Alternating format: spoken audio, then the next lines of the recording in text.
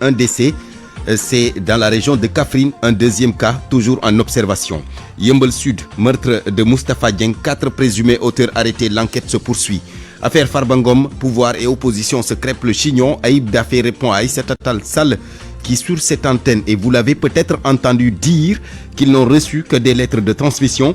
Le président du groupe parlementaire de PASTEF s'inscrit en faux. Pour Ayib Daffé, la commission ad hoc a bien reçu une demande motivée sur les faits reprochés au maire des Agnam. Au total, 7 infractions sont visées. Autre sortie sur cette affaire Farba Ngom, celle de l'ancien député Théodore Chérif Monteil. Il recommande une révision du règlement intérieur de l'Assemblée nationale car pour le cas précis, aucune disposition ne prévoit la constitution d'un dossier à l'étape d'audition, dit-il. Détournement présumé de plus de 700 millions de francs CFA, l'inspectrice du Trésor Tabaski Ngom et ses co-accusés, l'homme d'affaires Mor Gueye et Momad Ba, ancien directeur général de l'APROSI, tous les 3 ont fait l'objet d'un retour de parquet. Ils retournent ce mercredi. Leur dossier pourrait être confié à un juge d'instruction. Ils seront là avec nous dans ce grand journal. Georges Dekedio pour les actualités internationales, Malal Diane Junior pour le sport et Mohamed Jodiop pour une lecture de la presse du jour. Point de vue en fin de journal. Débat sur les violences qui minent le championnat national populaire communément appelé Navetan. Quelle solution face à l'ampleur du phénomène? Rendez-vous avec nos 2 intervenants.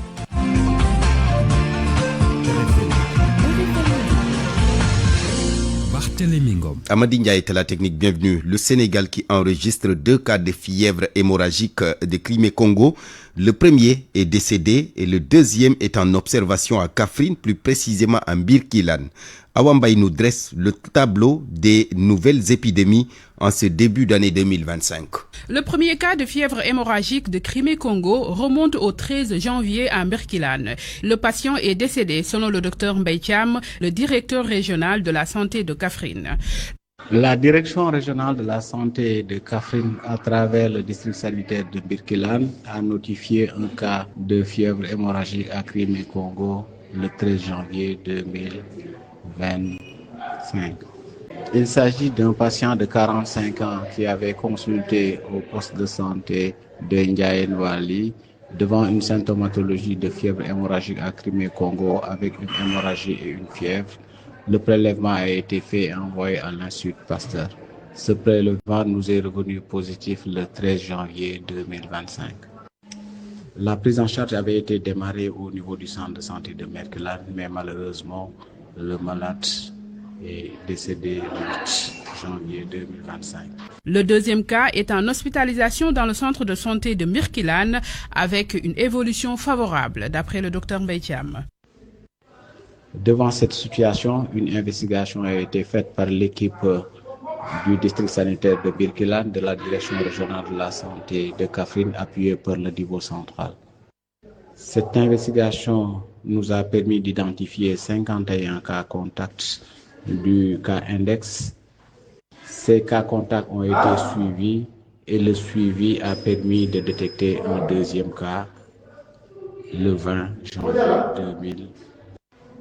Le deuxième cas détecté est actuellement hospitalisé et pris en charge au niveau du centre de santé de Birkilane.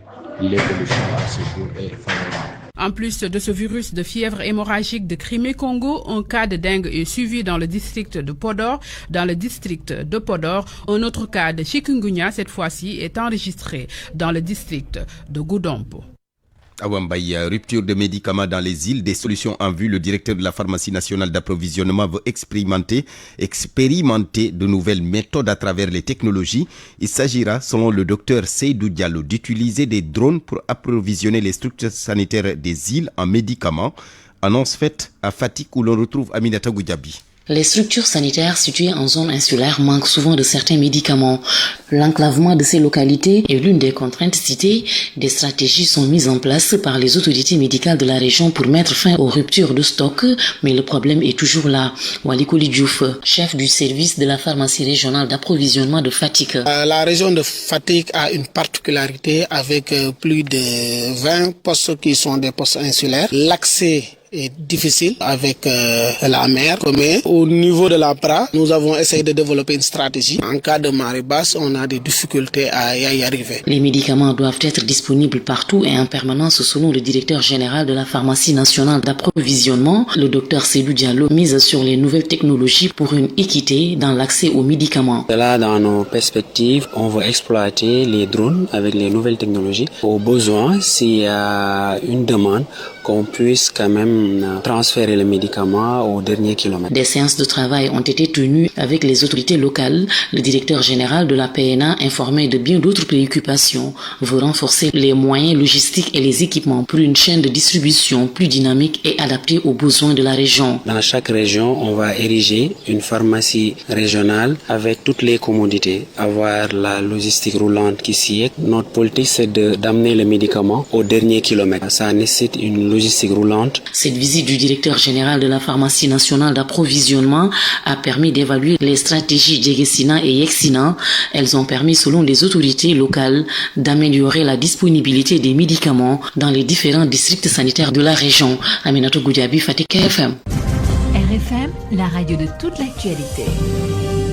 Midi 7 minutes, la suite du journal avec cette vive tension à Yeumbeul Sud. Après le meurtre du jeune Moustapha Dieng tué lors des demi-finales de match navétane, la police de Yeumbeul Sud a interpellé ce matin un 4e suspect suite à des témoignages. 3 suspects avaient été déjà arrêtés lundi, quelques heures seulement après le drame.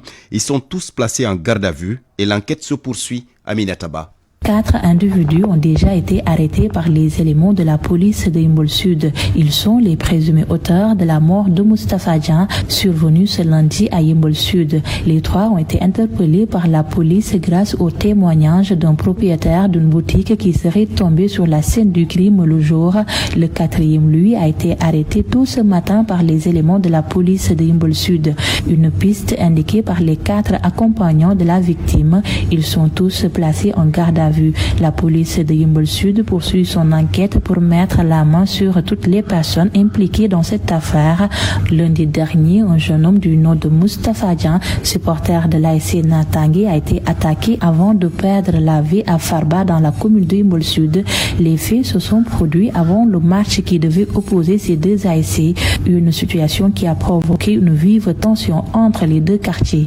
Aminata Ba, Keur Massar, Radio Futurs Médias. Aminata Ba, merci. Justement, d'un point de vue, nous évoquons cette violence qui mine le championnat national populaire. Direction Linguère pour parler Linguère, où les cours ont repris ce matin dans le département, mais les enseignants, après la grève d'hier, annoncent une plainte contre X, plainte qui pourrait être déposée cette semaine.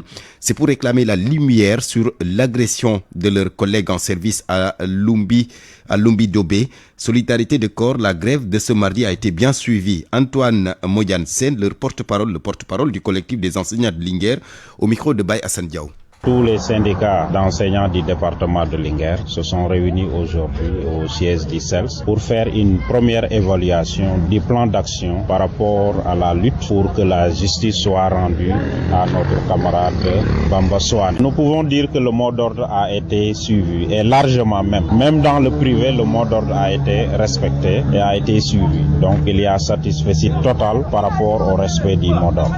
Vous allez retourner dans les classes à partir de demain en attendant notre plan d'action. Voilà, à partir de demain, on va retourner dans les classes, on va reprendre les activités pédagogiques pour permettre réellement aux autorités d'avoir le temps nécessaire et la quiétude nécessaire sans pression pour travailler. Il est prévu de déposer une plainte contre X le plus rapidement possible. Il est aussi prévu une rencontre avec l'IF pour voir comment faire de sorte que les actions qui ont été entreprises soient poursuivies pour qu'on puisse avoir gain de cause. Et pour cela, il est prévu qu'on se rende au niveau du village où l'acte a été commis pour pouvoir vraiment faire de sorte que les enseignants soient sécurisés. La colère des travailleurs municipaux de Rufisque, ils ont tenu un sit-in devant la mairie de la ville pour réclamer le paiement de leur salaire.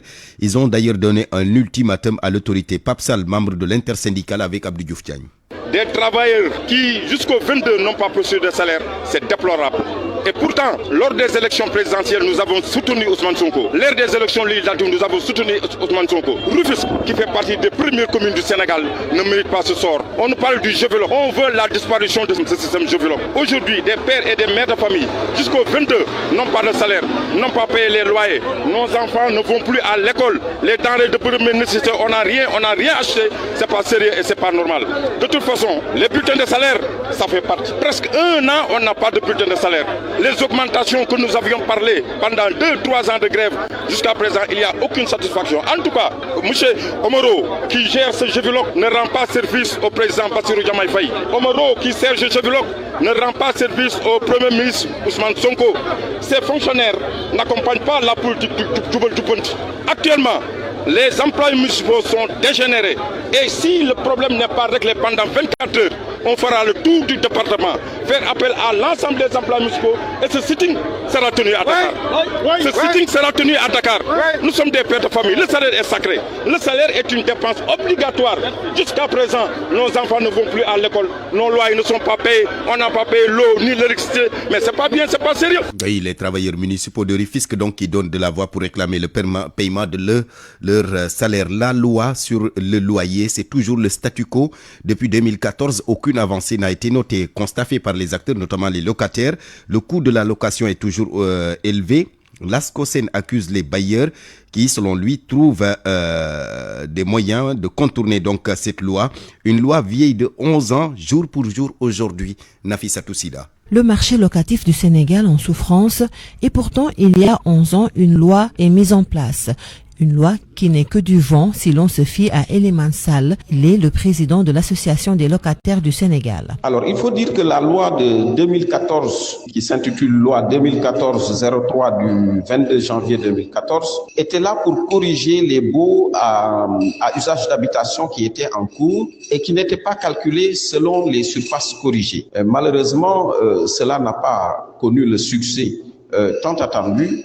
Et ce qui a fait qu'effectivement, sur le terrain, aucun locataire, en tout cas les locataires dans leur grande majorité, n'ont pas senti ces effets. Ça a connu vraiment un échec. Cependant, des tentatives sont faites pour mener à bien le concept de baisse du prix du loyer et c'est encore en vain. Eliman Sall. Et ce qui a fait qu'en 2023, on a tenté encore au mois de mars d'agir encore sur la baisse des prix du loyer. Et malheureusement, comme on le constate aujourd'hui, les prix connaissent toujours des flambées qui sont devenus presque insupportables pour le gorgorlou sénégalais. Les consommateurs aussi ne sont pas en reste pour ce qui est de l'accomplissement effectif de cette loi et même les bailleurs sont indexés. C'est le point de vue de Momar Ndao, président de l'Association des consommateurs du Sénégal. Alors, il faut dire que depuis, il y a eu des succès assez mitigés parce qu'à chaque fois qu'il y a une baisse, au début, tout le monde respecte, mais après, les bailleurs essayent de contourner la réglementation.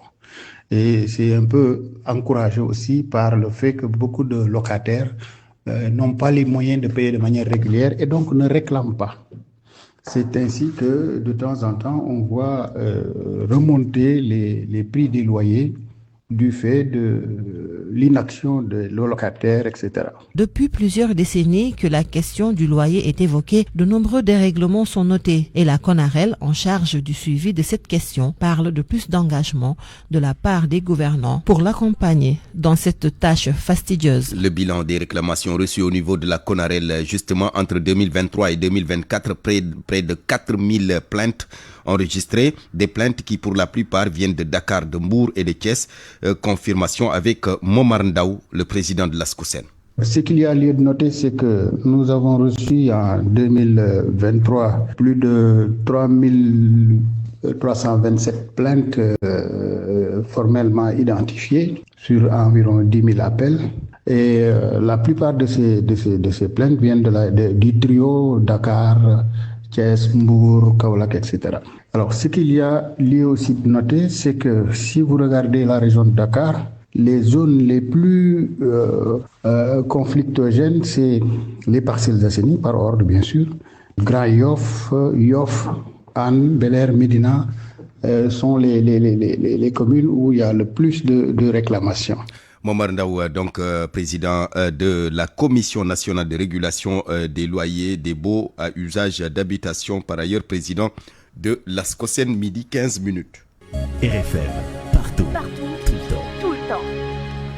Le président du groupe parlementaire de PASTEF qui apporte des précisions suite à la sortie du défenseur de Farba Ngom devant la commission ad hoc chargée d'examiner la demande de la levée de l'immunité parlementaire du député maire des Agnam.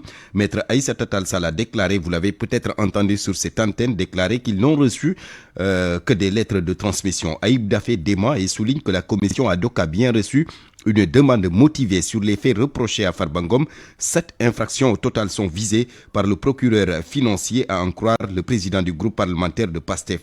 Aïb Dafé au téléphone avec Eladji Ndiogou Diène. Madame Aïssata Tall Sall, qui était le défenseur du député Mohamedou Ngom Farba, s'est présentée et a été longuement écoutée, a pu prendre la parole à plusieurs reprises et exposer ses arguments de défense. Monsieur Djimo Souare, qui est membre de la commission ad hoc, a pris part aux 2 votes qui ont eu lieu au sein de la commission et a assisté aux travaux de la commission jusqu'à la fin. Il a même signé également la feuille de présence. L'argument selon lequel il n'y avait que des lettres de transmission également, c'est complètement faux, puisque conformément à la procédure de l'article 52 du règlement intérieur, le procureur de la République financière, à travers le procureur général de la Cour d'appel et le ministre de la Justice, a bien saisi l'Assemblée nationale d'une demande de levée de l'immunité parlementaire du député Mohamedou Ngom avec une motivation, des motifs très précis, des qualifications, des délits. Il a visé des articles de la loi portant sur le blanchiment de capitaux et le financement du terrorisme. Il a visé des articles du code pénal. Il a visé des articles du code général des impôts. Et il a qualifié, en tout cas, les délits pour lesquels M. Mohamedou Ngom est susceptible d'être poursuivi. Donc la commission a reçu une demande motivée du parquet financier. Tout à fait, on a reçu une demande motivée, une demande circonstanciée, justifiée du procureur de la République financier. Maintenant, ce qu'il faut comprendre, c'est qu'on n'est pas encore à l'étape du procès. On est encore à l'étape de la préparation de l'ouverture de l'information judiciaire, parce que c'est la levée de l'immunité parlementaire, si elle est accordée par l'Assemblée nationale, qui va permettre au procureur de la République financier d'ouvrir une information judiciaire auprès des juges d'instruction du pôle judiciaire financier. Théodore Chérif Monteil, justement sur la sortie d'Aïssata Tall Sall hier, selon l'ancien parlementaire, il n'y a pas de disposition dans le règlement intérieur de l'Assemblée nationale qui prévoit la constitution d'un dossier à l'étape d'audition. Il précise cependant que c'est le règlement intérieur qui doit être revisité. Chérif Monteil, il s'est entretenu plutôt avec Famadion. Théodore Chérif Monteil est formel. Lever l'immunité parlementaire d'un député sur la base de lettres de transmission, c'est trop léger. Il faut revoir le règlement intérieur de l'Assemblée nationale, selon l'ancien parlementaire. L'article 52 du règlement intérieur de l'Assemblée nationale qui gère la levée de l'immunité parlementaire d'un député ne dit en aucun cas qu'il y a un dossier à fournir. Et vous savez, le bon sens voudrait que lorsqu'on entend quelqu'un, qu'on sache sur quoi on va l'entendre. Lorsqu'on doit lever l'immunité parlementaire d'un représentant du peuple sénégalais, il est important qu'on le fasse de façon sérieuse. C'est pour ça, au début même de cette législature, je disais que l'un des chantiers les plus importants, ce serait revisiter le règlement intérieur de l'Assemblée nationale. Sur les conséquences du départ d'Aïssata Tall Sall lors de la séance d'audition hier, l'ancien parlementaire Théodore Chérif Monteil se veut clair. Il ne peut y avoir d'incidence. Ça ne faut pas bloquer les travaux de la commission. Vous savez, lorsque la commission est installée, on a eu le même exemple lors de la levée de l'immunité parlementaire de Khalifa Sall, de M. Ousmane Sonko. Certains députés avaient boycotté la commission ad hoc, mais ça n'a pas empêché la poursuite des travaux et la production d'un rapport sur lequel la plénière s'est prononcée pour lever les immunités parlementaires des deux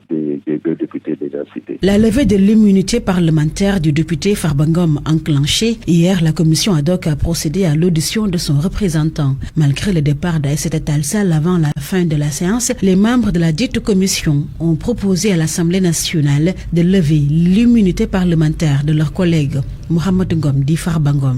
Famadion à Matam, en tout cas les populations, Matam, vous le savez, c'est le fief de Farba Ngom, les populations maintiennent la pression suite à la sortie d'Aïssata Tall Sall, la présidente du groupe parlementaire Takou Walou, révélant l'inexistence de la mise en accusation du maire des Agnam. Les apéristes de Matam y voient une preuve de règlement de compte. Une rencontre est justement en cours à Nabadi Siwal, où nous retrouvons Ali Bandelian. Après la pause de 24 heures, le temps de l'audition de leur leader devant la commission de l'Assemblée nationale à propos de la levée de son immunité parlementaire, les partisans de Farba Ngom ont repris le terrain. Depuis ce matin, les apéristes de la grande commune de Nabadji-Civol dans le département de Matam se retrouvent pour apporter leur soutien total au maire des Agnam. Dès le début de cette rencontre avec la presse, les responsables de l'APR de cette commune se disent plus que jamais convaincus de la dimension politique de ce qu'il faut appeler l'affaire Farba Ngom. La non-présentation de la mise en accusation devant la commission parlementaire, telle que révélée par Maître Aïssata Tall Sall, est selon les apéristes de Matam la preuve de leurs soupçons depuis le déclenchement de la procédure de levée de l'immunité parlementaire du député Farba Ngom. Galvanisés depuis novembre dernier par le départ du maire de leur commune, parti rejoindre Pastef, les apéristes de la commune de Nabadji-Civol appellent à la mobilisation pour défendre celui qui est considéré ici comme étant la cible à abattre afin de parvenir à l'anéantissement de l'APR dans une zone qui reste et demeure un titre foncier de Macky Sall. En attendant d'y revenir avec des éléments sonores dès la fin de la rencontre, c'était Ali Bandelnia depuis Nabadji-Civol pour la radio Futur Média. Ali Bandelnia, merci. Omar Sow, ancien conseiller du président Macky Sall, et Abdou Diallo, chroniqueur à la CNTV, ont été déférés au parquet ce matin. Ils sont poursuivis pour propos contraires aux bonnes mœurs et de nature à favoriser une discrimination ethnique. Tous les deux ont tenu des propos jugés ethnicistes dans le cadre de l'affaire Farba Ngom, le maire des Agnam. Affaire Tabaski Ngom, l'inspectrice du Trésor et les deux autres personnes arrêtées dans le cadre de ce dossier sont retournées au parquet financier ce matin. Il s'agit de l'ancien directeur général de l'APROSI, Mohamed Ba, et de l'homme d'affaires Mor Gueye. Tous les trois ont fait l'objet d'un retour de parquet hier. Selon nos informations, leur dossier doit être transmis à un juge d'instruction. Tabaski Ngom est poursuivi pour un détournement présumé de deniers publics portant sur un montant de plus de 700 millions de francs CFA. Le parti La République des Valeurs, justement, qui condamne l'arrestation du chroniqueur de la CNTV Abdou Diallo, la République des Valeurs de Thierno Alassane Sall, met en garde les nouvelles autorités contre l'instrumentalisation de la justice. Selon le communiqué qui nous est parvenu, le musellement des opposants est devenu une politique publique au Sénégal, ce qui ne saurait prospérer, mentionne le texte qui nous a été envoyé. Midi 23 minutes, Donald Trump, le président américain, l'avait annoncé. Il avait annoncé d'expulser tous les migrants illégaux des États-Unis. Alors, question, le Sénégal pourrait-il freiner ce processus si Donald Trump décide de mettre sa menace à exécution? Daouda Diossé demeure convaincu que seule la haute diplomatie et la respectabilité du Sénégal peut changer la donne.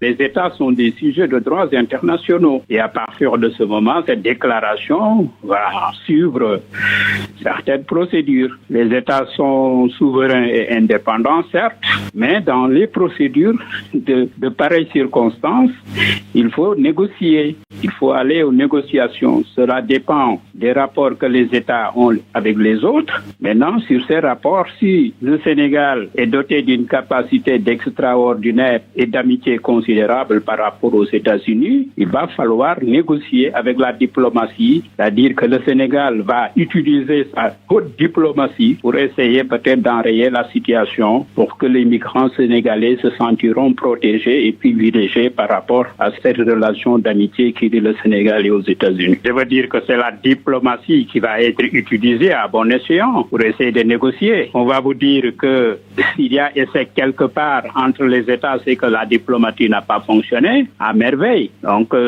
cette diplomatie sénégalaise qui a une respectabilité au plan international et au plan mondial, donc, devait être utilisée à bon escient pour essayer peut-être d'enrayer cette situation qui peut être à des niveaux, être peut-être impacté en fait sur la diplomatie sénégalaise et sur les migrants particulièrement parce qu'il y a quand même depuis un certain temps des Sénégalais qui, vaille que vaille, veulent aller en Amérique et travailler et être utiles à leur société. Daouda Diossé, expert en migration et jeunesse, joint par Boubacar Dieng, une transition pour accueillir Georges Déthié Diop. RFM. L'actualité internationale. Bien, bonjour Georges. Bonjour Barthélémy. L'accident meurtrier hier en Côte d'Ivoire. 19 morts et une trentaine de blessés dans l'ouest du pays. Un autocar de 70 places qui venait de quitter la ville de Douéké, direction le Burkina, a percuté un camion de marchandises qui était stationné sur la voie. L'on ignore encore les raisons exactes qui ont conduit à cet accident. Le ministre des Transports a annoncé le déploiement d'une équipe d'investigation pour rechercher pour des recherches techniques, les causes techniques et administratives. Création imminente d'une force unifiée des pays membres de l'Alliance des États du Sahel. Une armée unifiée pour lutter contre les djihadistes, une annonce du ministre nigérien de la Défense lors d'une interview accordée hier à la télévision publique. Boubacar Dieng. Cette initiative dévoilée hier mardi par le ministre nigérien de la Défense Salifou Modi s'inscrit dans le cadre de l'Alliance des États du Sahel formée en 2022 après des ruptures avec la France et la CEDEAO. Cette force, équipée de moyens aériens, terrestres et de renseignements, sera opérationnelle dans les semaines à venir. Selon Salifou Modi, il s'agit d'une réponse coordonnée à une décennie de violences perpétrées par des groupes affiliés à Al-Qaïda et à l'État islamique. Le général Salifou Modi précise que cette force unifiée qui est pratiquement prête a un effectif de 5000 hommes ensemble. Le Mali, le Burkina et le Niger couvrent un vaste territoire de 2,8 millions de kilomètres carrés et partagent des menaces similaires. C'est d'ailleurs pourquoi le ministre nigérien de la Défense affirme que, je cite, mutualiser leurs efforts est essentiel pour la sécurité de leur territoire et des populations. Fin de citation. Cette initiative marque une étape majeure dans leur stratégie sécuritaire tournée désormais vers de nouveaux partenariats internationaux, notamment avec la Russie. La coopération entre le Maroc et la Mauritanie, un accord électrique en gestation. Une convention électrique pour la connexion électrique dans les deux pays, entre les deux pays. Une annonce de la ministre marocaine de la transition énergétique et du développement durable lors d'une réunion parlementaire rapportée par Apagnews. Selon la ministre, un mémorandum a été préparé et sera finalisé lors de la prochaine visite de son homologue mauritanien prévue demain jeudi. L'accord porte sur le secteur de l'électricité et l'intégration des énergies renouvelables, notamment un projet de création d'un réseau électrique entre le Maroc et la Mauritanie. L'initiative vise à renforcer la coopération bilatérale et à créer un lien énergétique fiable entre les deux pays. La ministre marocaine de la transition énergétique et du développement durable a évoqué l'ambition plus large du Maroc de devenir un pont énergétique clé entre l'Afrique et l'Europe. Elle a rappelé les projets énergétiques en cours du pays avec plusieurs pays, notamment une nouvelle connexion électrique de 700 MW avec l'Espagne. Ce projet, qui fait partie d'un accord de 2019, viendra s'ajouter aux connexions et portera la capacité de 900 MW à 1550 MW. Le Maroc a également mis en place un projet de liaison électrique de 1000 MW avec le Portugal. Selon Leïla Bellali, le pays a conclu des accords d'échange d'électricité durable avec l'Espagne, la France, l'Allemagne et le Portugal. Pour soutenir ces efforts, le Maroc a augmenté ses investissements dans son réseau électrique et multiplié par 5 le budget annuel, passant de 1 milliard de dirhams à 5 milliards de dirhams. Le pays prévoit d'investir un total de 30 milliards de dirhams dans son réseau électrique national d'ici 2030, a révélé Ben Ali, ajoutant que le gouvernement actuel a approuvé 2000 MW de projets d'énergie renouvelable au cours de son mandat. Au Zimbabwe, les responsables des principales confessions chrétiennes du pays, ZOCD, ont lancé un appel au président Emerson Mnangagwa. Il l'exhorte à respecter la Constitution et à éviter de briguer un troisième mandat. Une déclaration qui intervient au moment où les partisans de la ZANU-PF intensifient leur demande d'un amendement constitutionnel afin de prolonger la présidence de Mnangagwa au-delà de 2028, année à laquelle son second et dernier mandat de 5 ans doit prendre fin. Le ZOCD lui demande demande de respecter ces demandes, de rejeter plutôt ces demandes pour le plus grand bien du pays. L'instance réunit des responsables de la conférence des évêques catholiques du Zimbabwe, du Conseil des églises du Zimbabwe, l'Evangelical Fellowship in Zimbabwe et du développement des églises apostoliques. Le cessez-le-feu dans la bande de Gaza pour terminer la deuxième phase de l'accord n'aura pas lieu. Une déclaration du ministre israélien de la coopération régionale rapportée par le journal Le Monde. Selon David Amsalem, Israël reprendra la guerre de manière décisive une fois la première phase mise en œuvre. L'entrée de la deuxième phase du cessez-le-feu est conditionnée au respect des objectifs de la première qui prévoit, outre la libération de 33 otages israéliens en échange de 737 prisonniers palestiniens, l'évacuation des soldats israéliens des zones densément peuplées de la bande de Gaza. Merci beaucoup Georges Déthié-Diop. Parole aux auditeurs. L'actualité, qu'en pensez-vous? Moi, je pense que vous devrez. Réagissez dans nos éditions d'information sur l'actualité. Bonjour. Du lundi au vendredi, vous avez la parole sur RFM. Point de vue, débat sur les violences qui minent le championnat national populaire communément appelé Navetan. Quelle solution face à l'ampleur du phénomène? Pour en parler tout à l'heure, nous serons avec Moussa Diaoudjan, ancien président de l'ONCAV, ancien président de la Ligue de football amateur et ancien deuxième vice-président de la Fédération sénégalaise de football, et Mbaye Jacques Diop, journaliste sportif et administrateur de la plateforme Club des experts sportifs. RFM Sport. Malal Diagne Junior, bonjour. Bonjour Barthélémy. La lutte avec frappe le CNG qui suspend Ama Ner et convoque Franc et Ama Baldé ce mercredi. Ces deux derniers cités sont convoqués dans cet après-midi pour répondre de leurs actes devant le comité national de gestion suite à la bagarre qui a éclaté lors du dernier face-à-face entre Franc et Ama Baldé dans les locaux de la télévision 2S TV. Une affaire à suivre, une autre affaire déjà traitée, celle de Zarco, qui a été convoqué également par le comité national de gestion hier pour répondre de ses actes lors de son combat face à Gris Bordeaux. On reproche au lutteur de Grand Yoff d'avoir eu un comportement irresponsable et d'avoir versé des liquides peu responsables sur certaines personnes présentes à l'arène nationale. Ce dernier a été averti. Le CNG, par contre, a eu la main plus lourde quant à Amaner, le lutteur de Rufisque qui était aux prises à Tchatou Daoud Fall. Ce dernier a été suspendu pour 6 mois, dont 3 fermes. Quelle lecture faire de ce comportement et de cette décision du comité national de gestion? Nous avons posé ces questions à Babacar Diop. Il est chroniqueur de lutte à Dakar Actu. Ce n'est pas moi qui valide ou invalide la décision. Ce que je peux dire, c'est qu'Amaner a tenu des propos que les gens ont jugés peu respectueux à l'encontre des responsables du comité national de gestion. Suite à cela, il a été convoqué puis sanctionné. Mais cette sanction de 6 mois, dont 3 fermes, est jugée peut-être un peu lourde. On aurait pu trouver une autre solution afin d'éviter ces problèmes. Mais depuis que le CNG est là, le comité qui gère la lutte estime que les lutteurs ne doivent pas tenir certains propos ni à l'endroit des gens qui gèrent la lutte ou encore de ceux qui sont des arbitres. Ça veut dire que le CNG est en train de prendre ses dispositions. Mais à mon avis personnel, je pense que cela devait être évité. Le CNG de lutte donc qui est en train de mettre en place de nouvelles règles pour discipliner les uns et les autres. Du football en Europe, la Ligue des Champions, le PSG et Man City qui jouent leur avenir ce soir. Les deux grandes formations européennes, l'une elle est française, l'autre elle est anglaise, jouent leur avenir dans cette compétition qu'est la Ligue des Champions ce soir dans un match couperé où la défaite est interdite pour chacune des deux équipes. Cher Tidiane Diagne. Les deux clubs mal embarqués dans leur campagne de Ligue des Champions n'auront pas le droit à l'erreur. Actuellement 22e et 25e du classement, Citizen et Parisien ne sont pas dans la meilleure des positions.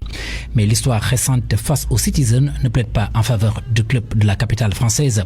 Paris n'a remporté qu'un seul de ses 7 affrontements contre Manchester City en compétition européenne, soit 2 nuls et 4 défaites, dont une défaite lors de leur dernier duel en novembre 2021, remporté 2-1 par l'écurie anglaise. De son côté, Manchester City arrive fragilisé par 2 revers consécutifs en déplacement dans cette compétition pendant que le Paris Saint-Germain récupère un effectif au complet.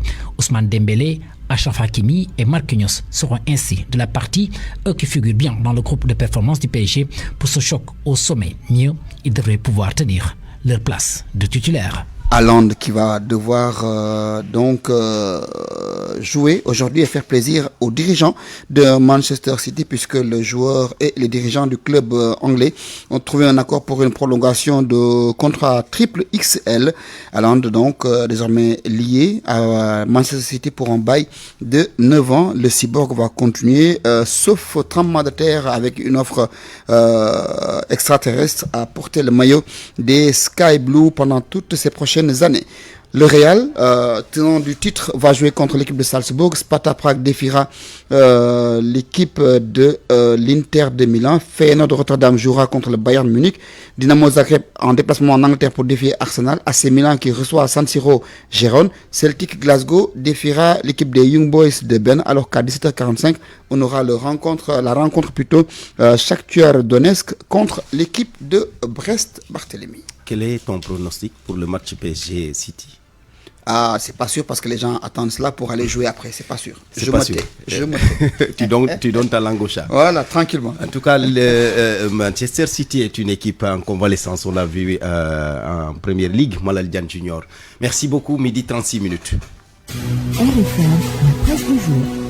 La presse de ce mercredi, lecture commentaire, Mohamed Jodiop. Bonjour. La commission ad hoc chargée de la levée de l'immunité parlementaire du député Farbangom a bouclé ses travaux. Selon Vox Populi, la demande de levée de l'immunité parlementaire du député maire de Agnam a été adoptée. Une décision qui a provoqué la colère d'Aïssata Tall Sall qui dénonce dans les mêmes colonnes une parodie. Dans l'Observateur, Djimo Souaré et la présidente du groupe parlementaire Takou Walou dénoncent une instrumentalisation politique de ce dossier. Et dans Source A, Aïssata Tall Sall explique les raisons de son retrait des travaux de cette commission. La Tribune croit savoir qu'elle a quitté les débats parce que les députés souhaitaient auditionner Farbangom sans même disposer de son dossier. Pour sa part, accusé d'avoir entravé la procédure de levée de l'immunité parlementaire du député Farbangom, Pastef se blanchit selon Source A. Autre actualité développée dans les quotidiens ce matin, audit des comptes publics. La Cour des comptes prend la parole dans Enquête. Le secrétaire général de la Cour, Pape Galolach, s'explique et déclare dans les colonnes de Enquête. Sur ce type de rapport, il s'agit de contrôler un rapport mais pas une gestion. Les difficultés financières de l'État du Sénégal, on en parle ce matin également dans la presse. Va-t-on vers la vente même de l'avion présidentiel du Sénégal? Cette hypothèse est en tout cas agitée par Walfadjri Quotidien. Affaire Tabaskingom, l'Observateur consacre une enquête à cette figure mise sous les projecteurs après l'éclatement d'une affaire présumée de détournement de fonds. Le journal revient sur son itinéraire énigmatique de son excellence académique à ses controverses professionnelles, notamment au boss PSE, à l'Aprosi et enfin au CRSE. Touba Tchakanam cité en exemple. Selon Libération, la structure a collecté 1,9 milliard de francs CFA en 2024 et depuis sa création il y a 8 ans, plus de 12 milliards de francs CFA ont été mobilisés au profit des populations de Touba. Sport pour boucler football. Record met en avant les éloges de David Moyes envers Iliman Ndiaye. Le technicien anglais affirme dans Record, Iliman Ndiaye nous réserve beaucoup de surprises. Bonne lecture à tous. Point de vue. Regard croisé sur l'actualité du jour.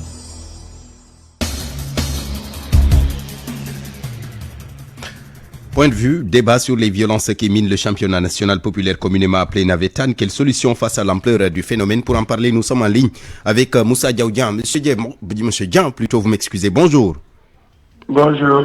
Ancien président de l'ONCAV, ancien président de la Ligue de football amateur et ancien deuxième vice-président de la Fédération sénégalaise de football. Notre deuxième intervenant, Mbaye Jacques Diop. Monsieur Diop, bonjour. Bonjour. Journaliste sportif et administrateur de la plateforme Club des experts sportifs.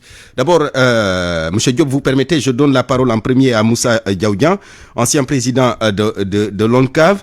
Monsieur Diaoudian, peut-être vous suivez ce qui se passe dans le championnat national populaire, Navetan, si vous voulez, avec ces scènes de violence qui deviennent de plus en plus inquiétantes. Alors, ce n'est pas la première fois, presque chaque année, on assiste à la même situation. Qu'est-ce qui, selon vous, justifie justement ces scènes de violence qui minent le Navetan au Sénégal? Voilà, je vous remercie beaucoup.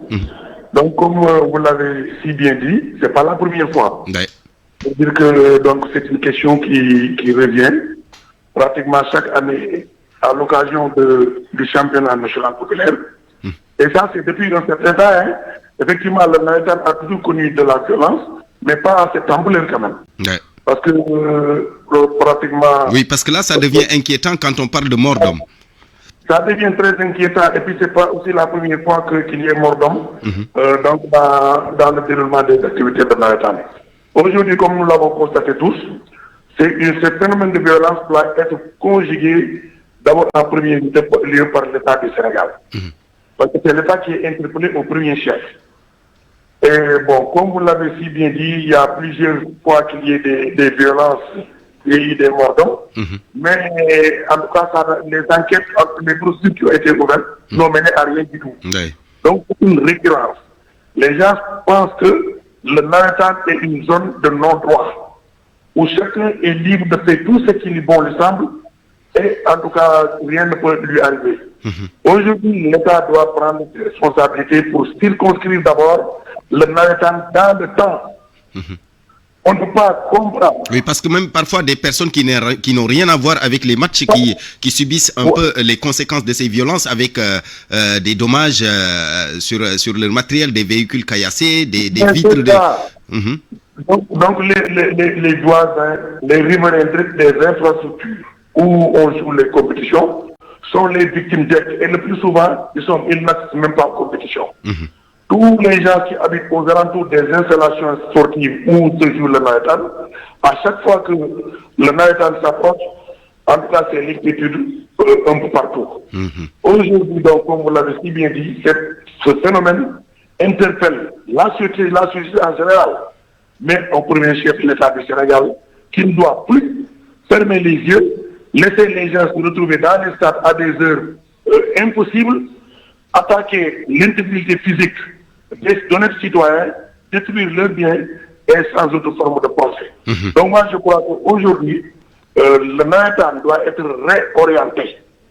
Le Naïtan doit revoir les objectifs du Naïtan, on doit les évaluer. Mais aussi, on doit les circonscrire dans le temps. Vous ne pouvez pas comprendre qu'on organise des Naïtan à partir du mois d'août. Le mois de Naïtan a vécu commence au mois de juin. Oui, des matchs qui se jouent jusqu'au mois de février et on nous parle de Navétan. Et si on y prend garde, ça au mois d'avril.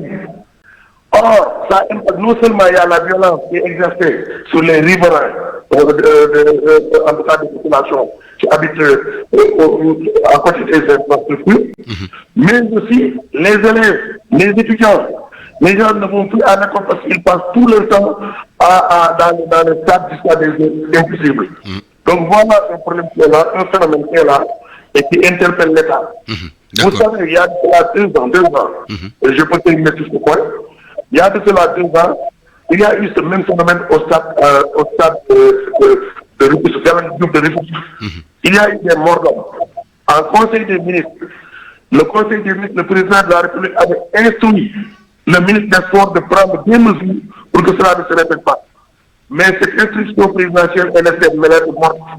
Jusqu'à présent, on fait la même chose et on subit les mêmes conséquences. Oui, parce que quelque part aussi dans certaines localités, ce sont les préfets qui prennent leurs responsabilités et décident de suspendre tout simplement les Navétanes. Président, je reviens à vous tout à l'heure. La situation est critique. Mbaye Jacques Diop, journaliste sportif et administrateur de la plateforme Club des experts sportifs. Au-delà des rivalités traditionnelles, il y a aussi les paris sur les matchs qui font que aujourd'hui, les jeunes y vont souvent avec une certaine détermination, un certain engouement. Vous avez parfaitement raison. Je voudrais d'abord peut-être rappeler qu'il faudrait que les gens aussi relativisent pour dire que le Naïtan n'est pas l'apanage de la violence. Parce que la violence, elle est partout aujourd'hui. Elle est partout dans toutes les disciplines sportives. Et je pense qu'aussi parler de circonscrire le Naïtan dans le temps et dans l'espace me pose absolument problème du fait aujourd'hui, en tout cas, de la démographie galopante et surtout de la création de nouvelles cités. Donc ça veut dire qu'aujourd'hui, peut-être le Naïtan peut devenir un sport de masse, peut-être réorienté ou bien changer l'appellation.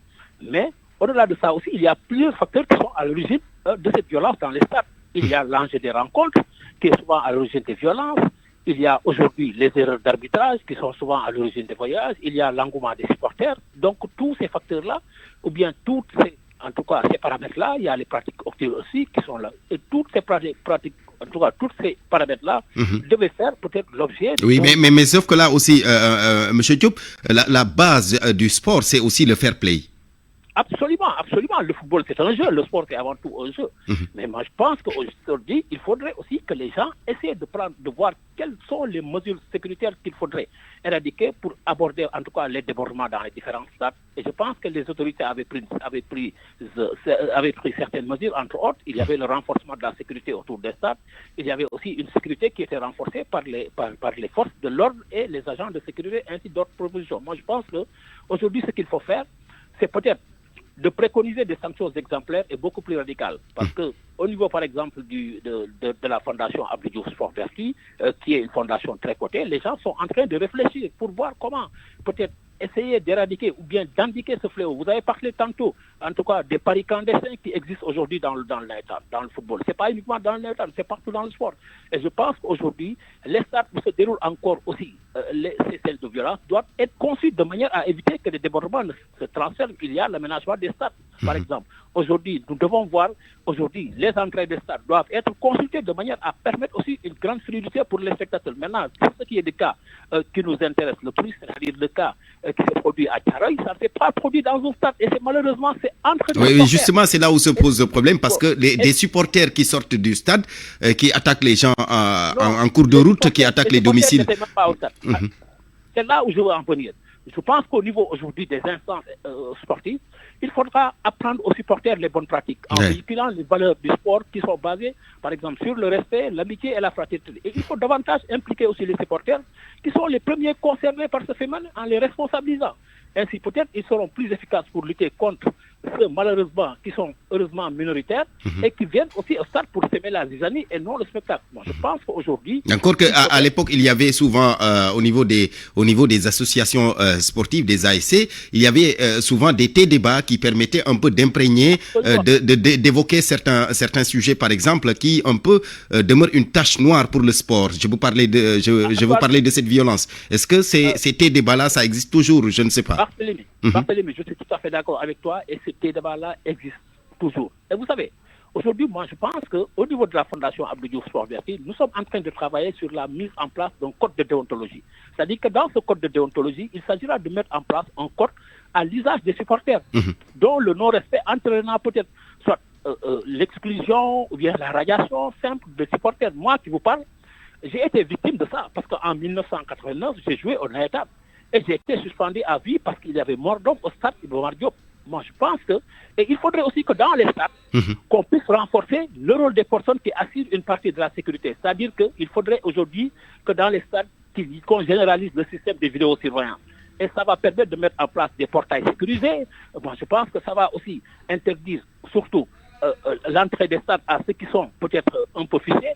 Et il faut faire la fouille corporelle qui permet déjà à l'entrée d'extirper en tout cas ces brebis galeuses-là. Je pense qu'il faut dépassionner le sport, car avant tout, le sport, comme vous l'avez dit, c'est un jeu où il y a un vainqueur et un vaincu. Mais systématiquement. En fait, je pense que les violences dans les stades sont devenues un phénomène de société regrettable qu'il convient de combattre. Merci Mbaye Jacques Diop. Mbaye Jacques Diop, je reviens à vous tout à l'heure. Alors, Président, est-ce que l'ONCAV aussi et les responsables des zones prennent souvent des mesures disciplinaires assez dissuasives? Oui, je voudrais d'abord dire que je suis bien d'accord avec Mbaye Jacques, qui dit que la violence est un phénomène de société. Mais ce n'est pas une raison de voir, de constater et d'être amorphe. De légitimer un peu. Voilà, ce qui est en train de se faire. D'abord, il y a plusieurs facteurs. Il y a un facteur qui explique ce qui est en train de se passer. Mais ça ne se passe malheureusement, en tout cas, qu'au niveau de l'organisation des matchs naïtans. Il a cité, par exemple, la prolifération des associations, des ASC. Vous savez que la reconnaissance des associations, en son temps, obéissait à des critères. Parce que vous savez, il y a un voisinage direct entre les associations de Naïtan. Donc il y avait un certain nombre de mètres ou de kilomètres qui devaient distancer les clubs pour éviter le prolifération. Oui, parce qu'aujourd'hui, on constate dans un seul quartier, on peut se retrouver avec 3-4 ASC. C'est une reconnaissance sauvage. Donc dans un quartier où il y avait 2 clubs ou 3 ASC, tu peux en retrouver aujourd'hui 20. Ce qui fait partie des causes du chauvinisme, ce qui fait partie des causes, en tout cas, d'une violence inouïe. Parce que personne n'accepte de perdre dans la maritime. C'est ça la vérité. Il n'y a pas cette éducation, il n'y a pas cette sensibilisation, puisque le mouvement maritime aujourd'hui n'a pas le temps ni d'éduquer, ni de sensibiliser. Vous l'avez si bien dit. En son temps, il y avait des débats. Il y avait des activités culturelles au niveau des quartiers, il y avait des fourrons, il y avait beaucoup d'activités qui se faisaient au niveau des quartiers, qui permettaient à d'autres personnes de venir converger vers un quartier, discuter, sympathiser, fraterniser, en créer des amitiés. Aujourd'hui, les gens n'ont pas ça. Il y a une reconnaissance. Inculquer à tout le monde cet esprit de fair play. Non, ils n'ont pas le temps. Le maritime n'a plus ce temps. Ce qu'ils font, c'est d'organiser des compétitions pendant toute l'année. Parce qu'on a autant de clubs, on imagine, on invente autant de compétitions pour créer des dualités. Parce qu'au finish, quand il y a un derby local, il y a plus d'argent, il y a plus de recettes. Et si, comme vous l'avez dit, les gens sont en train de faire des jeux de hasard autour des matchs de et donc ce qui nous amène inéluctablement vers des violences. Et quand on perd, mais il s'y ajoute maintenant le banditisme qui est à Dakar, qui est un peu partout au Sénégal. Les gens créent même des embouteillages de manière artificielle au niveau des sorties de stade pour pouvoir agresser les personnes et prendre leurs biens. Donc voilà beaucoup de facteurs. Mais ce qui est dommage, c'est que ça aboutit le plus souvent à des morts d'hommes. Puisqu'il y a mort d'hommes, une fois, moi je crois que les gens doivent se regarder les yeux dans les yeux. Essayer de diagnostiquer, de voir effectivement quels sont les problèmes et d'en trouver les solutions. Aujourd'hui, il y a mort d'homme. Qu'est-ce que l'ONCAV va faire ou bien la structure qui organise? Elle va anticiper pour dire que oui, nous avons suspendu les navettes dans cette zone. C'est juste pour éviter à l'autorité d'intervenir. Parce que quand l'autorité nous dit non, c'est suspendu, donc il n'y a plus d'activité. C'est juste pour 1 ou 2 mois. Après, ils vont lever la disposition et les gens vont connaître. Donc, ils sont en train d'anticiper sur les mesures que l'autorité doit prendre. Et je crois que l'autorité ne doit pas, en tout cas, se cantonner sur le fait que oui, la structure a pris une décision, donc on arrête à ça. Il faut qu'il y ait des assises, au-delà même du maritime, il faut qu'il y ait des assises du football populaire, du championnat national populaire. Aujourd'hui, le maritime n'est plus organisé par une seule entité. Il y a plusieurs entités. Il y a une division du maritime, chacun organise son maritime quelque part. Oui, et ça ne favorise pas les choses. Merci beaucoup, Moussa Diaoudien. Merci, Moussa Diaoudien. Merci beaucoup. On vous retrouve tout à l'heure dans le journal de 13h. Mbaye Jacques Diop, je termine en quelques secondes avec vous. Le président l'a annoncé tout à l'heure. Comment réguler justement les ASC? Bon, écoutez, d'abord, je ne suis pas d'accord sur une position de Moussa Diaoudien parce que pratiquement le NAETAB organise chaque année des universités d'État. Et ces universités d'État œuvrent dans le cadre de la sensibilisation de la lutte contre cette violence-là. Et pratiquement toutes les parties prenantes, en tout cas, de la société sénégalaise sont associées à cela. Moi, je pense qu'il ne faudrait pas qu'on puisse dire que c'est uniquement le NAETAB. Il y a eu des combats de lutte, il y a eu de morts d'hommes. Et pourtant, donc, c'est pour ça que je vous disais maintenant, les solutions, elles sont peut-être multiples. Je vous ai parlé, par exemple, de l'interdiction du stade à des fauteurs de troupes. Et aussi, il faudrait au moins, comme là, je l'ai dit tantôt, il y a eu un code de déontologie qu'il faudrait aujourd'hui peut-être essayer, en tout cas, d'élaborer. Et ce code de déontologie-là pourrait peut-être servir aux ASC. Il y a aussi que les mesures techniques doivent être renforcées. C'est-à-dire qu'aujourd'hui, il faudrait que dans les stades, qu'on y aménage un système de vidéosurveillance qui va mettre aussi, et cela permettra peut-être aujourd'hui à tous ceux qui interviennent dans le milieu du stade, d'en faire au moins un combat. Il convient aussi de prendre des mesures énergiques, voire même radicales, pour stopper ou bien à tout le moins réduire ce phénomène qui gangrène le football. Parce que à faire trop de victimes, c'est pas uniquement le football, c'est le sport d'une manière générale. Et je pense qu'aujourd'hui, cette violence-là, aujourd'hui, elle est mondiale, elle est partout dans le monde, elle est partout parce qu'il y a tellement d'enjeux comme vous. Oula, malheureusement, Mbaye-Jacques Diop, la ligne a été interrompue. Mbaye-Jacques Diop, de toute façon, on vous retrouve dans le journal de 13h. Mbaye-Jacques Diop, journaliste sportif et administrateur de la plateforme Club des experts sportifs. Moussa Diaoudien également, ancien président de l'ONCAV, ancien président de la Ligue de football amateur et ancien deuxième vice-président de la Fédération sénégalaise de football. L'exemple de Rufisque, est là un bel exemple à Rufisque, où l'ASC Djubo de Gouy-Mouride qui avait perdu donc en finale devant Djorka Montagne. Des félicitations s'en sont suivies et les supporters se sont massés tous ensemble, les deux ASC se sont massés tous ensemble pour aller célébrer ensemble cette victoire. C'est donc un bel exemple. Merci beaucoup et c'est Rufisque qui gagne dans tout cela.